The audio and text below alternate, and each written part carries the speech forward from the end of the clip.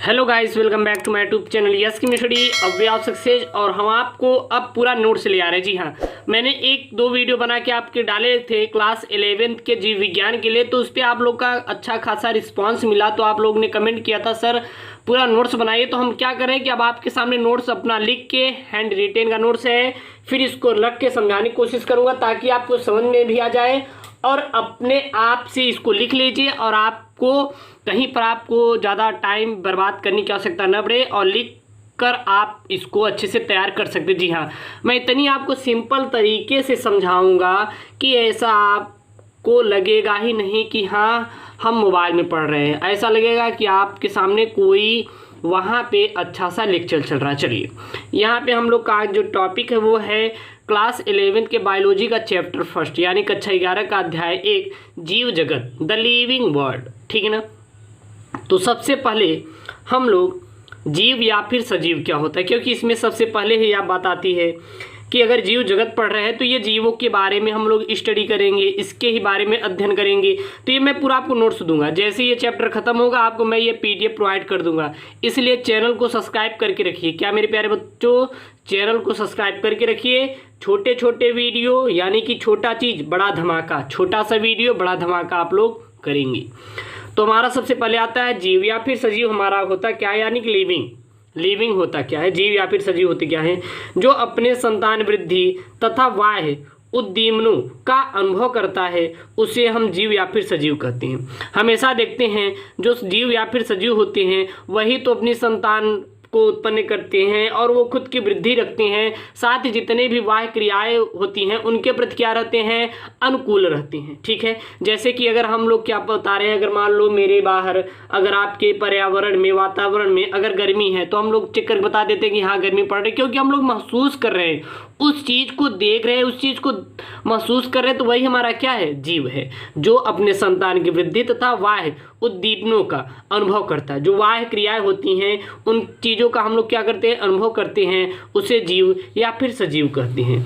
अब बात आती है, तो चलिए अगर जीव या फिर सजीव हैं तो उनके अंदर कुछ ना कुछ लक्षण भी तो होने चाहिए। तो क्या हमारे लक्षण हैं, तो उनको हम जानते हैं। पहला आपका लक्षण होता है कि जो सजीव होते हैं वो सुसंगठित होते हैं। पहला हमारा क्या होता है, जो सजीव होते हैं वो हमारे सुसंगठित होते हैं, अर्थात जीवों के जटिल शारीरिक संगठन का प्रारंभ परमाणुओं से होता है, जो तत्वों की मौलिक इकाई होती है। अगर जो जीवों का जो शरीर होता है, जटिल शरीर होता है, अगर उनका जो संगठन अगर बनता है तो किसके द्वारा बनेगा, परमाणुओं के द्वारा बनेगा। अब परमाणु हमारे क्या होते हैं, ये हमारे तत्व होते हैं और परमाणु अन्य परमाणुओं से जुड़कर क्या बनाते हैं, अणु बनाते हैं। अर्थात हम कह सकते हैं कोई भी सजीव होता है वो उत्कों से अंगों का अनेक अंगों से अंग तंत्र का निर्माण करते हैं और विभिन्न प्रकार के अंग तंत्र मिलकर एक पूर्ण जीवधारी का निर्माण करता है। तो जीवधारी कैसे बनता है, यह छोटे छोटे ऑर्गेनिज्म से मिलकर बनता है। ठीक ना, कोशिकाओं से मिलकर बनता है।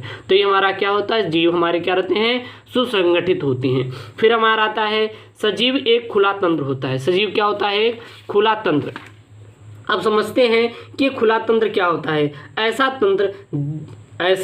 तंत्र जिसमें सतत रूप से पदार्थों व ऊर्जा का आवाक या फिर जावाक यानी कि आउटपुट और इनपुट दोनों होता रहता है, उसे हम खुला तंत्र कहते हैं। जैसे कि यदि मान लो आप लोग क्या लेते हैं, भोजन को लेते हैं, भोजन के बाद क्या करते हैं कि आपको ऊर्जा मिलती है। मान लो आप किसी कार्य को कर रहे हैं तो करते करते थक जाते हैं, तो उसके लिए क्या आवश्यकता पड़ती है कि आपको ऊर्जा की। तो ऊर्जा किसके द्वारा लेते हैं, वो हम लोग के भोजन के द्वारा होते हैं। जब हम लोग इनपुट करते हैं तो हम लोग को आउटपुट, हम लोग कार्य करने की क्षमता क्या होती है, बढ़ जाती है। उसी को क्या कहते हैं, सजीव एक खुला तंत्र होता है। फिर आता है सजीवों में उपापचय का गुण पाया जाता है। सजीवों में किसका गुण पाया जाता है, उपापचय का गुण पाया जाता है। अब हमारे ये उपापचय की गुण क्या होती है, उपापचय की क्रिया क्या होती है, तो उपापचय की क्रियाएं होती है कोशिकाओं में संपन्न होने वाली सभी क्रियाएं जो सामूहिक रूप से, जो हमारे शरीर में जो क्रियाएं होती हैं, जितनी भी हम लोग की बॉडी में क्रियाएं हो रही है उन सभी क्रियाओं को हम क्या कहते हैं, उपापचय कहते हैं। तो उपापचय क्या होता है, आप बात समझिएगा।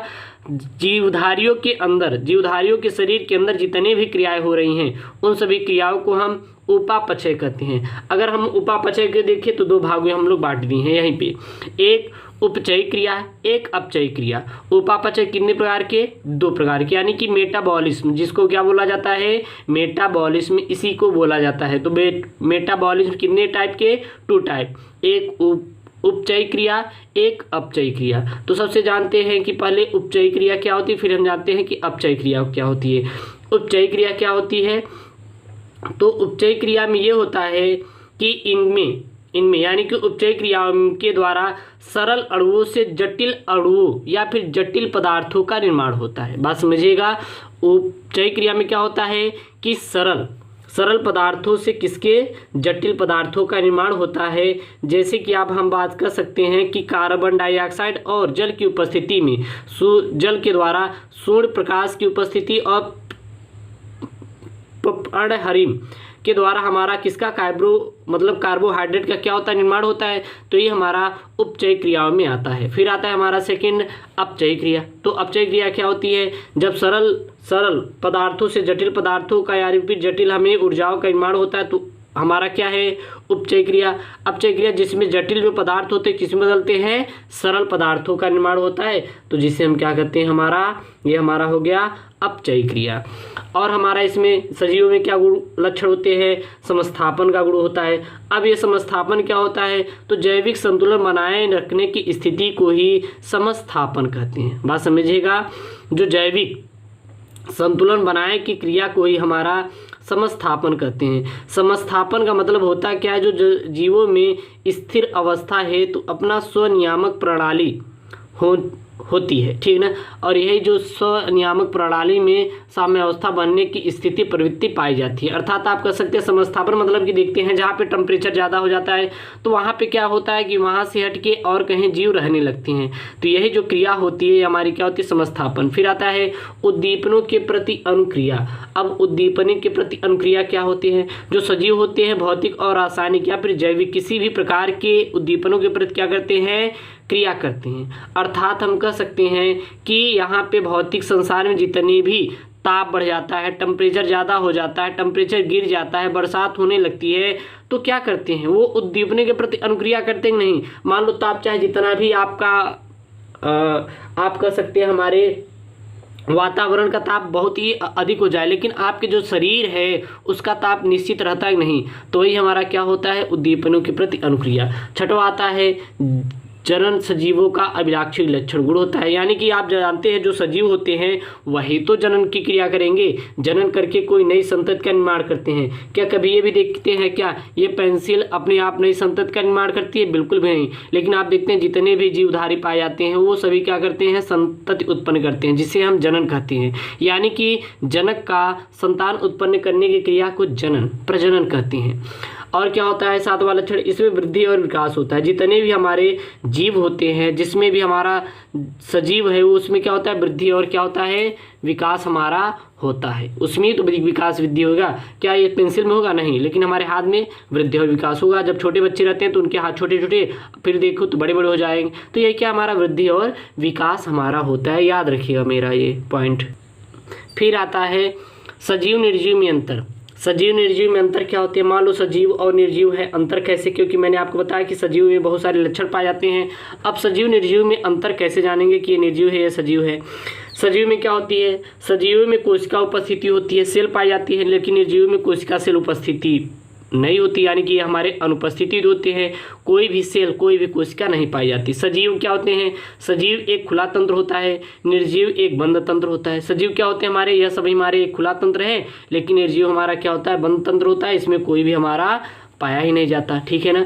फिर हमारा सजीवों में उपापचय की क्रिया होती है, इसमें मेटाबॉलिज्म की क्रिया पाई जाती है। निर्जीव में मेटाबॉलिज्म की क्रिया बिल्कुल भी पाई नहीं जाती, क्योंकि उसको आप इनपुट देंगे तो कुछ आउटपुट मिलेगा? बिल्कुल भी नहीं मिलने वाला। सजीव में जनन की क्रिया होती है, निर्जीव में जनन की क्रिया नहीं होती, क्योंकि जो भी निर्जीव होते हैं वो अपनी संतान उत्पन्न नहीं कर पाएंगे, लेकिन जो सजीव होते हैं वो अपनी संतान को उत्पन्न कर सकते हैं। फिर क्या होता है? सजीवों में वृद्धि और विकास होता है। सजीवों जिसमें भी जीव है उसमें वृद्धि और विकास होगा, लेकिन निर्जीव में वृद्धि और विकास बिल्कुल भी नहीं होता। सजीवों में उद्दीपन के प्रति अनुक्रिया करते हैं, लेकिन ये हमारे निर्जीव में उद्दीपन के प्रति अनुक्रिया बिल्कुल भी नहीं करते हैं, ठीक ना। ये हमारे प्रतिक्रिया करते हैं या फिर अनुक्रिया या फिर प्रतिक्रिया करते हैं, लेकिन ये भी बिल्कुल कुछ भी नहीं करते। मान लो ये हमारी पेंसिल है, अब इसको मारोगे डांटोगे, रोएगा क्या? बिल्कुल नहीं रोएगा। क्यों? क्योंकि निर्जीव, इसमें जीव है ही नहीं। तो ये हमारा यही उद्दीपन के प्रति बिल्कुल भी अनुक्रिया नहीं करते हैं। इतना आप लोग याद रखिएगा मेरे प्यारे बच्चों। फिर हमारा आता है जीव जगत में विविधता। जीव जगत में विविधता क्या होती है, इसका क्या तात्पर्य है? तो सभी जीवधारी किसी न किसी रूप से भिन्न होते हैं। जितने भी जीवधारी होते हैं वो किसी न किसी रूप से क्या होते हैं? भिन्न होते हैं। कोई आवास के आधार पर हो तो कोई आकार के आधार पर होता है। जैसे एक सूक्ष्म बैक्टीरिया और दूसरी ओर 30 मीटर लंबे व्हेल की मछली। जैसे अगर बात करें तो कोई सूक्ष्म देखिए कण होता है हमारा, कोई सूक्ष्म हमारा बैक्टीरिया होता है, वहीं पे कोई इतना बड़ा है कि 30 मीटर व्हेल मछली। कोई तो विशाल वृक्ष है, तो जीवन के आधार पर, जीवन काल के आधार पर, ऊर्जा ग्रहण करने के आधार पर जीवों में विभिन्नता पाई जाती है। यानी कि इन सभी के आधार पर हमारी क्या होती है? कोई लंबा हो, कोई छोटा है, कोई ज़्यादा खाना खा रहा है तो कोई कम खाना खा रहा है, तो कोई किसी का जीवन काल अधिक है, किसी का जीवन काल कम है। तो इसके आधार पर, इसके ही आधार पर जीवों में जो विभिन्नताएं पाई जाती है उसे हम जीवों की विविधता कहते हैं। जीवों की क्या कहते हैं? विविधता कहते हैं। अब आती है वर्गीकरण की आवश्यकता। मान लीजिए कोई भी जीव है तो क्यों बांटते हैं? मान लीजिए आपके पास घर है, आप कोई भी 5 भाई है तो उसको क्यों बांटा जाता है? ताकि वो अपनी रहन सहन अच्छे से कर पाए, ठीक है ना। अपनी जो आवश्यकता हो उसको समझे कि मेरी आवश्यकता क्या है, मैं अपने जीवन को यदि आने वाली कठिनाइयों को कैसे झेलूंगा। तो उसके लिए हम लोग वर्गीकरण की आवश्यकता पड़ी कि जीवों का वर्गीकरण की आवश्यकता क्यों पड़ी, यानी जीवों का वर्गीकरण। तो जीवों का वर्गीकरण क्या है? जीवों का उनके लक्षणों के आधार पर बांटने की क्रिया को बांटना ही वर्गीकरण कहलाता है। याद रखिएगा, यहाँ पेड़ा लगा लीजिए। तो जीवों का उनके लक्षणों के आधार पर बांटना ही वर्गीकरण कहलाता है। अब हम अगर मान लो इनका वर्गीकरण करेंगे तो क्या क्या लाभ रहेगा? तो जीवों का जो जैव विकास का अध्ययन करने में आपको वहाँ पे लाभ मिल जाएगा, इनका अच्छे से अध्ययन कर सकते हैं, इसीलिए वर्गीकरण की आवश्यकता पड़ी। दूसरी, हमारी जीवों के विशेष लक्षण को समझा जा सकता है वर्गीकरण करके, जीवों को पहचाना जा सकता है अगर वर्गीकरण करते हैं, और जीवों का अध्ययन करके उनके समूहों का पता लगाया जा सकता है। इसलिए जीवों का वर्गीकरण करना आवश्यक पड़ गया। अब हम लोग नेक्स्ट टॉपिक में अगला पार्ट जानेंगे। ये आपको नोट्स पूरा मैं दे रहा हूँ। जब मेरा ये चैप्टर खत्म होगा तो आपको फुल्ली इसका PDF आपको अवेलेबल करा दिया जाएगा। चैनल को सब्सक्राइब करें, जितना हो सके उतना सब्सक्राइब करें, शेयर करवाइए और लाइक जरूर करें। कमेंट कीजिए, नहीं समझा कमेंट कीजिए, उल्टा सीधा जो मन में आए वही कमेंट कीजिए। ओके दोस्तों, थैंक यू, जय हिंद।